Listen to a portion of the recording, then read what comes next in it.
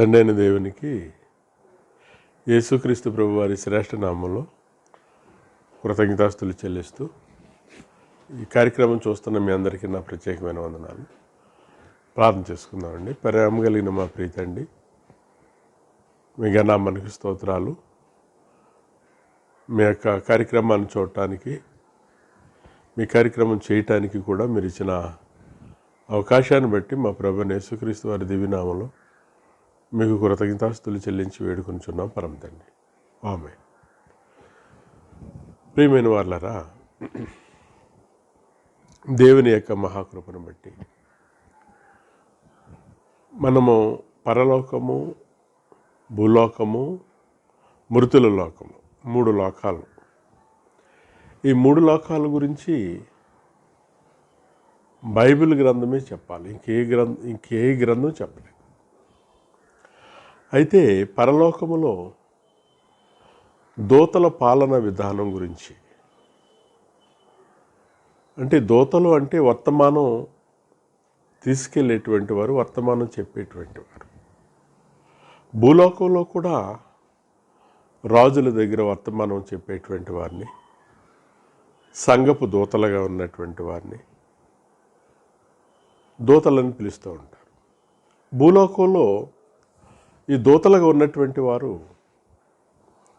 స్వతంత్రులు. వాళ్ళు రాజులు చెప్పింది చేయొచ్చు, వాళ్ళ సొంత అభిప్రాయాల ప్రకారంగా కూడా చేయొచ్చు. కానీ పరలోకంలో ఉన్న దేవదూతలు మాత్రం సొంతంగా చెప్పేటువంటి అవకాశం వారికి లేదు. అంటే దేవుడు ఏది చెప్పమంటే అదే చెప్తారు. దానికి మించి ఒక్క మాట కూడా వారు చెప్పటానికి కానీ చేయటానికి కానీ వీలు లేని వారుగా ఉన్నారు. వాళ్ళు స్వతంత్రులు కారు.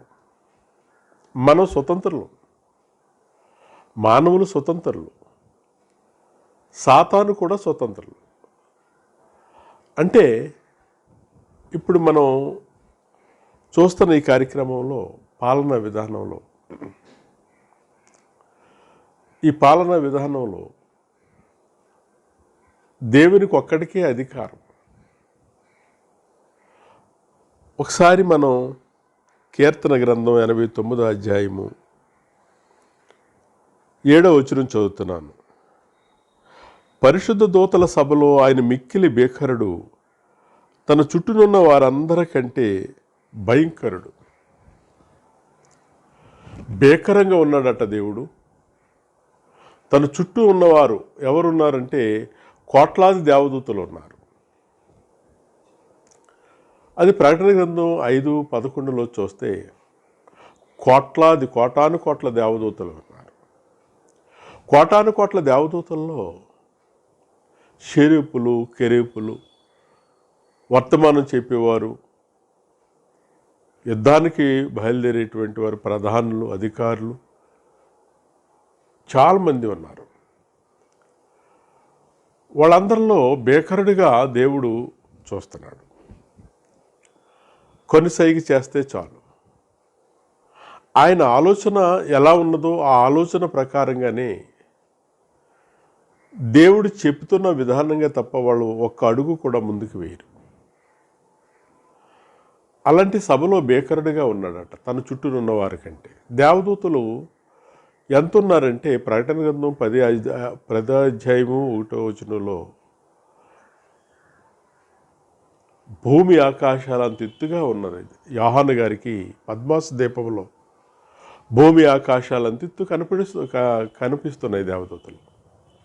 ఒక పాదము సముద్రం మీదను మరో పాదం భూమి మీదను వేసి అంత భీకరముగా ఉన్నటువంటి దేవదూతలు చూసి ఈయనే దేవుడు అనుకుని దేవదూతలకి నమస్కారం చేసినటువంటి పరిస్థితి. దేవదూత అంటుంది, వద్దు వద్దు, నేను కూడా సహదాసుడిని, దేవునికే నమస్కారం చేయాలి తప్ప నాకు నమస్కారం చేయొద్దు అని యోహాను గారికి చెప్పినట్టుగా మనం చూస్తాం. అయితే ఈ దేవదూతల సభలో చాలామంది, చాలా పుస్తకాలు, నేను కూడా అప్పుడు అంతగా తెలియనప్పుడు దేవదూతే దెయ్యముగా మారిపోయింది అనేటువంటి సందర్భాలు అనుకునేటువంటి వాడిని. కానీ గ్రంథాన్ని పరిశీలన చేసి తెలుసుకునేటప్పటికీ దేవుడుండి అనంత జ్ఞాని. మా ఇంటిలో ఒక 10 మందో ఒక 50 మందో పనివాళ్ళు పెట్టుకున్నాను అనుకోండి. ఎగ్జాంపుల్గా ఒక 5-6 సంవత్సరాలు 10 సంవత్సరాలు అయిన తర్వాత అందులో ఒకడు క్రిమినల్గా ఉండి మా కుటుంబాన్ని పాడు చేయాలి, నాశనం చేయాలి, నా మీద తిరుగుబాటు చేయాలి అనుకున్నాడు అనుకోండి. నాకు తెలీదు వాడు 10 సంవత్సరాల్లో 20 సంవత్సరాల్లో ఏం చేస్తాడు. కానీ దేవుడు కోటాను కోట్ల భవిష్యత్తు తెలిసినటువంటి దేవుడు పరలోకంలో మత్తయి సువార్త 6:10లో తండ్రి నీ చిత్తం పరలోకమందు నెరవేరుచున్నట్లు భూమి మీద నెరవేరాలని ఆయన కోరిక. అలా నెరవేరాలంటే మనం ప్రవర్తించాలని యేసుక్రీస్తు ప్రభువారు ప్రార్థన. అంటే పరలోకంలో తండ్రి చిత్తమే నెరవేరుతుంది తప్ప ఇంకెవరి చిత్తం నెరవేరు. అయితే ఒక దేవదూత తిరుగుబాటు చేసిందని, అది త్రోసివేయబడిందని, అది దెయ్యంగా మారిందని, తనకు దక్కని సింహాసనము మానవాళ్ళకి దక్కకుండా అది ప్రయత్నం చేస్తుందని అందరికీ కూడా అదే అభిప్రాయం. అయితే మనం దేవదూతలు పరిశుద్ధ దేవదూతలు అంటున్నాడు. మిక్కిలి బేకరుడిగా ఉన్నాడట. మిక్కిలి బేకరుడిగా ఉన్నటువంటి ఈయన ఆకాశము సింహాసనం చేసుకుని భూమిని పాదపీఠం చేసుకుంటే, అంటే సింహాసనం మీద కూర్చుంటే ఆయన ఇంకా ఎక్కడో అందనంత వంటి మనుషులు ఊహకు అందనటువంటి అంత స్వరూపము కలిగినటువంటి ఆయన. దేవదూతలు అయితే భూమి ఆకాశాలు అంత ఎత్తుగా కనపడుతున్నటువంటి, వీటన్నిటి మీద ఆయన పరిపాలనగా ఉన్నాడట. ఈ దేవదూతలు మనకు రక్షణ కల్పిస్తూ ఉంటాయి. మనకు రక్షణ కల్పించడమే కాకుండా అవసరమైతే మనల్ని చంపివేయటానికి కూడా అవి వెనకాడు. అంటే చంపేస్తాయి కూడా, దేవదూతలు మనల్ని చంపేస్తాయి కూడా. అంటే మనం ఒకసారి సామెతల గ్రంథం చూస్తే ఈ దేవదూతలు పాలన విధానంలో దేవుడు ఏది చేయమంటే అవే చేస్తాయి. అవి దేవుడు చెప్పే వరకు కూడా అభిమానం. అయితే ఈ దేవదూతలు స్వతంత్రత లేనటువంటి వారుగా మనకు కనిపిస్తారు గ్రంథంలో చూస్తే. ఈ గ్రంథంలో చూస్తున్నప్పుడు దేవదూతలు మరణదూతలు అన్నారు, క్రూరంగా ఉంటాయన్నారు దూతలు. ఇవి ఎప్పుడు కూడా దేవుని యొక్క ముఖాన్ని చూస్తూ ఉంటాయి. మత్తయి సువార్తలో చెబుతాడు, వీరి దూతలు ఎల్లవేళలా దేవుని ముఖాన్ని చూస్తున్నాయని. అంటే ఒక రాజు ఆజ్ఞాపించినటువంటి ఆజ్ఞను నెరవేరుస్తాయి. ఈ దూతలు పంచిభూతాలను కూడా దేవదూతలుగా గ్రంథం చెబుతుంది మనకి. అయితే ఇక్కడ మనం యెషయా గ్రంథము 14 అధ్యాయము 12వ వచనంలో ఈ దేవదూత గురించి చాలా మనకి పరలోకానికి త్రోసివేయబడ్డదని 14-12 చదువుతున్న, తేజో నక్షత్రమా వేకువ చుక్క నీవెట్లు ఆకాశము నుండి పడితివి, జనులను పడగొట్టిన నీవు నేల మట్టు వరకు ఎట్లు నరకబడితివి. ఇక్కడ మనం ఆలోచన చేస్తే ఇదే మాట నేటి సేవకులు సంఘాల్లో సమాజంలో దేవదూత పరలోకం నుండి త్రోయబడిందండి, అది తేజో నక్షత్రం అని.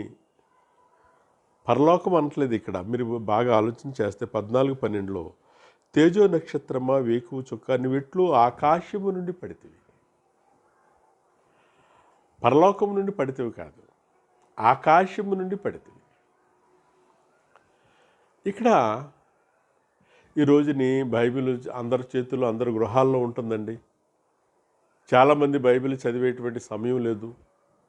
నిత్యము జీవించటానికి ఏదో ఒక పని, ఏదో ఒక వ్యాపారం, ఏదో ఒక ఉద్యోగం చేసుకుంటూ వచ్చి ఏదో తండ్రి నాయన అనుకునేటువంటి వారు ఏదో విశ్వాస జీవితంలో ఏదో మందిరానికి వెళ్ళి ఆ మందిరంలో ఏదో వాక్యం వినేసి ప్రార్థన చేసుకుని ఏదో కానుకేసుకుని వచ్చేస్తున్నారు తప్ప గొప్ప గొప్పగా ఈ లోకంలో సాధించటానికి, జయించటానికి, ఉన్నతంగా ఉండటానికి అహోరాత్రులు పనిచేస్తున్నారు, ఆలోచిస్తున్నారు, కష్టపడుతున్నారు. కానీ గ్రంథాన్ని ఎవరైనా చెబుతున్నప్పుడు వారికి ఏమీ అవగాహన లేనటువంటి వారుగా నాకు కనిపిస్తున్నారు. చాలామంది నేను చూస్తున్నానండి, చాలా బాగా ఉన్నదండి, పలానా బ్రదర్ గారు మాట్లాడారు, పలానా సేవకులు మాట్లాడారు అంటూ ఉంటారు. కానీ దాంట్లో ఏం మాట్లాడారు, ఎందుకు మాట్లాడారు అనేది అసలు కనీసం ఆలోచన చేయరు. గ్రంథం ఎలాగుందని ఆలోచన. నాకు తెలిసినటువంటి ముస్లిమ్స్ ఉన్నారండి, వాళ్ళు ప్రార్థన చేయించుకుంటారు, వాక్యం వింటారు, మళ్ళీ వాళ్ళ సిద్ధాంతాలు అవే, వాళ్ళ సిద్ధాంతాల్లోకి వెళ్ళిపోతూ ఉంటారు. హిందూస్ ఉన్నారండి, వాళ్ళు వింటూ ఉంటారు, వాళ్ళు కూడా ప్రేయర్ చేయించుకుంటూ ఉంటారు, వాక్యం వింటూ ఉంటారు, అన్నీ చేస్తారు, వాళ్ళ సిద్ధాంతాలు. అలా క్రైస్తవులు ఉన్నారండి, వాళ్ళు వింటున్నారు, వాళ్ళు కూడా చూస్తారు, వాళ్ళ సంఘ సిద్ధాంతాలు, వాళ్ళ ఆచారాలు, మా కట్టుబాట్లు, మా అలవాట్లు అనుకుంటామే తప్ప గ్రంథం కట్టుబాట్లు, గ్రంథం చెబుతున్నటువంటి సత్య సంబంధంగా ఎదిగేటువంటి వారు, ఆలోచించేవారు ఎక్కడో కొంచెం మందే ఉంటున్నారు. అలాగా ఆలోచించేటువంటి వారే దేవునికి కావాలి. అలాగే ఆలోచించే వారి కొరకే దేవుడు ఆలోచిస్తున్నారు. అలాగే దేవుని వెతికివారు ఎవరైనా ఉన్నారేమో అని ఆకాశము నుండి పరిశీలన చేస్తాడు దేవుడు. ఆకాశము నరులను ఎందుకు పరిశీలన చేస్తాడంటే ఆలోచిస్తావని, ఆయన మనసును ఆలోచిస్తావని. ఈరోజేదో నువ్వు చదివినట్టుగా, నేను చెప్పినట్టుగా క్రొత్తగా వ్రాయబడినటువంటి గ్రంథం కాదు, క్రొత్తగా రాసినటువంటి గ్రంథం కాదు, ఎప్పుడో వ్రాయబడి ఉన్నది. నీకు ఆ పరిజ్ఞానం నీ వయసుని, నీ జ్ఞానాన్ని, నీ సమయాన్ని, నీ ఆరోగ్యాన్ని దేవునికి ఖర్చు పెడుతున్నప్పుడు అప్పుడు నీకు అర్థమవుతూ ఉంటుంది. కొంచెం ఈలోగా చనిపోతావు, ఈలోగా వ్యాధులు వస్తాయి, ఈలోగా ఎన్నో ప్రమాదాలు వచ్చేస్తూ ఉంటాయి. నిజమండి. ఆఖరికి చనిపోయే టైంకి నీవు తెలుసుకుంటే ఏం చేయగలవు? కళ్ళు కనిపించవు, మాట్లాడితే మాట నీకు స్పష్టత రాదు, ఎక్కడికైనా వెళ్ళాలంటే నీ కాళ్ళు పనిచేయవు, నోరు పనిచేయదు, కన్నులు పనిచేయవు, వినటానికి చెవులు పనిచేయవు, మాట్లాడటానికి ఏమి పనిచేయవు. అప్పుడు ఏదో తెలుసుకున్నావు అంతట్లో నీ వల్ల ఏంటి ఉపయోగం? నీ వల్ల నీ కుటుంబానికే ఉపయోగం ఉండదు, అప్పుడు నీ వల్ల నీ బంధువులకే ఉపయోగం ఉండదు, దేవునికి ఏంటి ఉపయోగం నీ వల్ల? గ్రంథం చూడాలి, సమస్తం ఆలకించి మేలైనది చేపట్టమన్నాడు. ఇక్కడ మనం 14వ అధ్యాయం మనం చూస్తే ఇక్కడ ఏమంటారంటే, నీవెట్లు ఆకాశము నుండి పడితివి, పరలోకం నుంచి పడతాం కాదు. ఇది దేవదూత గురించి వ్రాయబడింది కాదు. ఇక్కడ ఎవరి గురించి రాస్తున్నాడంటే ఇది రాజు గురించి రాస్తున్నాడు. మీరు 14వ అధ్యాయం అంతా చూస్తే ఇశ్రాయేలీల్ని బాధపెడుతూ ఉన్నటువంటి బబులోను చక్రవర్తి గురించి రాస్తూ హాస్యాస్పదముగా వాళ్ళ గురించి రాస్తున్నాడు అనమాట. ఒక హాస్యాస్పదము గీతముగా ఇశ్రాయేల్ని బాధ పెట్టినటువంటి ఇతన్ని రాస్తున్నాడు. ఏమంటున్నాడంటే 14:3 తమను బాధించిన వారిని ఏలుదురు, నీ బాధ, నీ ప్రయాసం, నీ చేత చేయించబడిన కఠిన దాస్యత్వమును కొట్టివేసి యెహోవా నిన్ను విశ్రింపచే దినమని నీవు బబులోను రాజును గూర్చి అపహాసపు గీతం ఎత్తి ఎలాగున పాడుదువు. అపహాస గీతం, ఒక అపహాసాన్ని చేస్తున్నాడు అనమాట. ఎట్లు ఆకాశము నుండి, ఏట్రా బాబు భూమికి ఆకాశానికి అంటుకుందా నడిచేవాడు అని. అంటే ఇతను పనులు ఆకాశాన్ని అంత ఎత్తుగా ఉన్నటువంటి వారుగా. ఒకసారి సాతాన్ని కాదని అంటానికి చదువుతున్నాను. ఏమంటున్నాడంటే 7వ వచనంలో 14:7 యెషయా గ్రంథం, భూలోకమంతయు నిమ్మళించి విశ్రమించుచున్నది, జనములు పాడసాగుదురు, నీవు పండుకున్నప్పటి నుండి నరుకువాడు ఎవడును మా మీదకి రాలేదని నిన్ను గురించి తమలా వృక్షములు, లెబోను దేవదారు వృక్షములు హర్షించును. ఇదేంటండి, సాతానైతే వృక్షాలు సంతోషిస్తున్నాయంట. ఆడు చనిపోతే, సాతాను చనిపోతే వృక్షాలకు సంబంధం ఏంటి? సాతాను చనిపోతే ఈ వృక్షాలు అంటే ఇటు కలప వ్యాపారం చేస్తాడనమాట. ఈ కలప వ్యాపారం చేస్తున్నప్పుడు ఇతని గురించి సంతోషిస్తున్నాయంట. 8వ వచనం, నిన్ను గూర్చి తమల వృక్షములు లెబోను దేవదారు వృక్షములు హర్షించును. నీవు ప్రవేశించుచుండగానే నిన్ను ఎదుర్కొనిటికై క్రింద పాతాళము నీ విషయమే కలవరపడుచున్నది. అది నిన్ను చూసి ప్రేతలను రేపుచున్నది. భూమిలో పుట్టిన సమస్త శూరులను జనముల రాజులందరినీ వారి వారి సింహాసనం నుండి లేపుచున్నది. ఏంటి, ఇదే సాతానైతే, సాతానే పరలోకం నుండి త్రోయబడితే అది వెళ్తున్నప్పుడే క్రింద పాతాళంలో ఇంకా ఉన్నారంట జనం. సాతాను కాదు ఇది. బబులోను చక్రవర్తి గురించి వ్రాయబడింది. అతను కలపాలన్నీ కొట్టేస్తుంటే అతను చనిపోయిన తర్వాత వృక్షాలన్నీ కూడా సంతోషిస్తున్నాయి అతని గురించి. అతను వెళుతుంటే ఇతనే ముందర పరలోకం నుంచి త్రోయబడితే ఇతను వెళుతుంటే ఇంకా అక్కడ ఉన్నారంట సూర్యులు, రాజులు, గొప్పవారు, ఈయనకంటే ముందర చనిపోయినటువంటి వారు. వారిని చూసి అదిగో వస్తున్నాడు, ఇంతకుముందు నేనే రాజుని, నేనే దేవుడిని, నేనే తేజో నక్షత్రాన్ని, నేనే ప్రపంచాన్ని ఏలుతున్నటువంటి వాడిని అన్నాడు కదా వీడు. అదిగో వాడు వస్తున్నాడు చూడండి అని పాతాళ లోకంలో వాళ్ళందరినీ లేపుతున్నదట్టుగా చూస్తుంది. ఇంకా మనం కిందకి చదువుతుంటే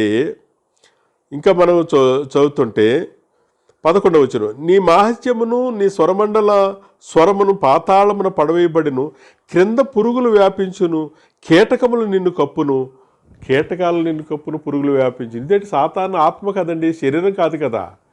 పురుగులు కీటకాలు దేనికి పడతాయి? శరీరానికి పడతాయి, ఆత్మకు పట్టవు. అంటే శరీరానికి పురుగులు పడుతున్నాయంటే ఇది దేవదూత కాదు అనేటువంటి ఒక సందర్భం మనకు అర్థమవుతుంది. ఈ దేవదూత త్రోయబడింది కాదని మనకు అర్థమవుతుంది. ఈ దేవదూత ముందే పాతాళంలో ఇంకా మనుషులు, రాజులు ఉన్నారని గ్రంథం చెబుతుంది. దాన్ని ఏమన్నాడంటే, తేజో నక్షత్రమా, వేకువ చొక్కా, నీవెట్లు ఆకాశం నుండి పడితివి, నీవు నేల మట్టుకు ఎట్లు పడితివి.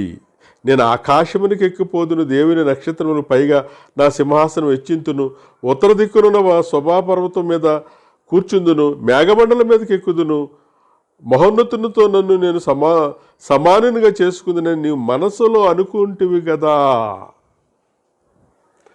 అంటే దేవునికి మనసులో అనుకున్నామంటే తెలిసిపోతుంది, చట్టానికి చేసిన తర్వాత తెలుస్తుంది. కానీ దేవునికి నువ్వు అనుకుంటే తెలిసిపోద్ది. మనసులో అనుకుంటున్నాడు, నేనే దేవుడిని, నేనే మహోన్నతుడి కంటే గొప్పవాడిని, నేనే ఈ పరిపాలన చేస్తున్నాను ఇవన్నీ అనుకునేటువంటి బబులోను చక్రవర్తి గురించి వ్రాయబడింది. తను నక్షత్రము కింద పోల్చాడు, తను ఉన్నతమంగా ఆకాశ మండలములతో పోల్చాడు. అలాంటి వ్యక్తిని దూత మాత్రం కాదని మీరు గుర్తుపెట్టాలి. మరి దూత కానప్పుడు పరలోకంలోంచి మరి పడినటువంటి దూత కాదంటున్నారు కదండి. మరి ప్రకటన గ్రంథంలో ఎలా ఉన్నది 12వ అధ్యాయంలో అనేటువంటి విషయం, అది కూడా మాట్లాడదాం. అంటే దేవదూతలకు స్వతంత్రత లేదు, దేవదూతలకు స్వాతంత్ర్యం లేదు. అందుకని ఈ దేవదూత సమూహంలో ఈ దేవదూతలందరూ కూడా పరిశుద్ధులు. కోటాని కోట్ల క్రితం ఏమి జరుగుతుందో దేవుని తెలుసు గనక పరలోకములో అలాంటి సిస్టము, అలాంటి గొడవలు, అలాంటి ఇబ్బంది లేదు.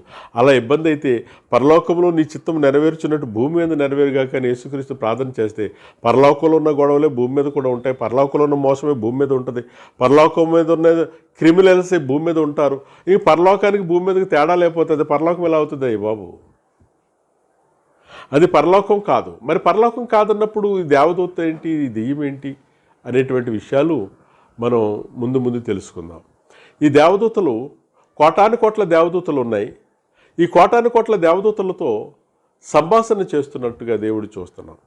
దీన్ని మనము ఏమనుకుంటున్నామంటే ఈ కోటాను కోట్ల దేవదూతలు ఇందులో ఉన్నదే ఒక దెయ్యమని అనుకుంటున్నాం. కాదని గ్రంథం చెప్తుంది. పరిశుద్ధమైన దేవదూతలు, పరలోక సైన్య సమూహం అంతా యేసు ప్రభు వారు భూమి మీద మరి పుట్టినప్పుడు ఆ పుట్టుకలో దేవదూతలందరూ కూడా కోటానికి కోట్ల దేవదూతలు భూమి మీదకి వచ్చినట్టుగా, వారందరూ పరిశుద్ధమైన దేవదూతలు అన్నట్టుగా, వారందరూ కూడా ప్రత్యేకించినటువంటి వారుగా, దేవుడు ఏది చెప్పమంటే అదే చెప్తున్నట్టుగా, పేరు కూడా చెప్పటానికి కూడా వీలు పడతలేదు.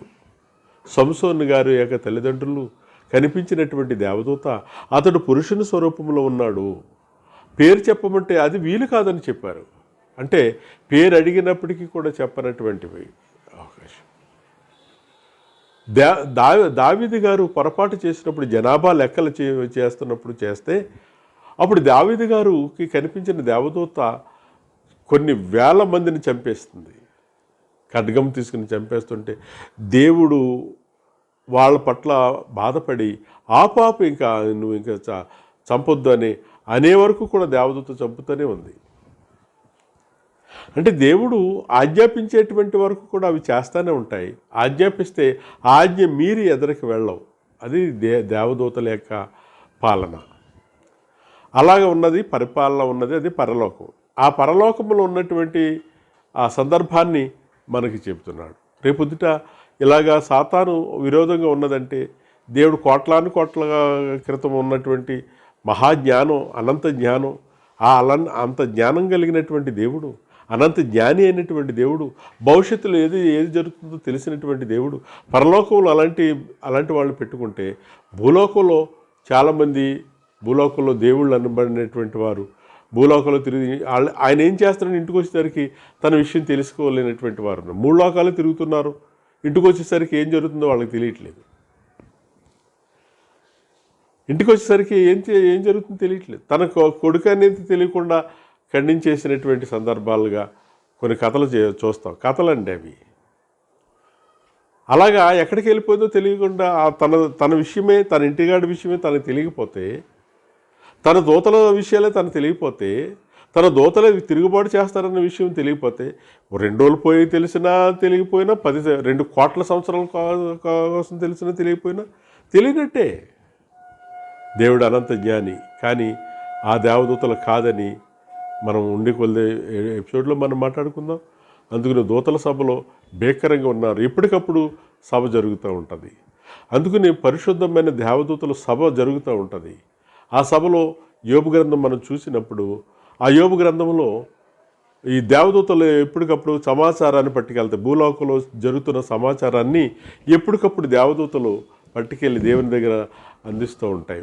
యోబు విషయం చూసావా, వాళ్ళు చూసావా, వీళ్ళు చూసావా, దేవదూతలు అక్కడ ఎలా జరుగుతుందండి, ఇక్కడ ఎలా జరుగుతుంది, అక్కడ వాళ్ళు ఎలా ఉన్నారండి, ఇక్కడ ఇలా ఉన్నారండి అంటే మీరు ఇలాగ ఆజ్ఞాపించండి, మీరు ఇలా ఆజ్ఞాపించండి, మీరు ఎలా చేయండి, మీరు ఎలా చేయండి అంటే దేవుని దూతలు దేవుని ఆజ్ఞ ప్రకారంగా తన ఆజ్ఞను నెరవేర్చి దేవదూతలు అంటాడు. తన ఆజ్ఞను నెరవేరుస్తూ ఉంటాయి. ఏది నెరవేర్చాలన్నా దేవుని ఆజ్ఞ ప్రకారంగానే నెరవేరుస్తాయి. అలాగే నెరవేర్చినటువంటి దేవదూతల గురించి మనం చూద్దాం. ఎందుకంటే రేపు పరలోకానికి వెళ్ళటానికి భూలోకంలో మనకి ఇంత మంచి గ్రంథాన్ని, ఇంత మంచి జ్ఞానాన్ని, ఇంత మంచి అవకాశాన్ని దేవుడు అనుగ్రహించారు. దెయ్యము దేవదూత కాదు. అలాగా దేవదూతలు స్వతంత్రులు కారు.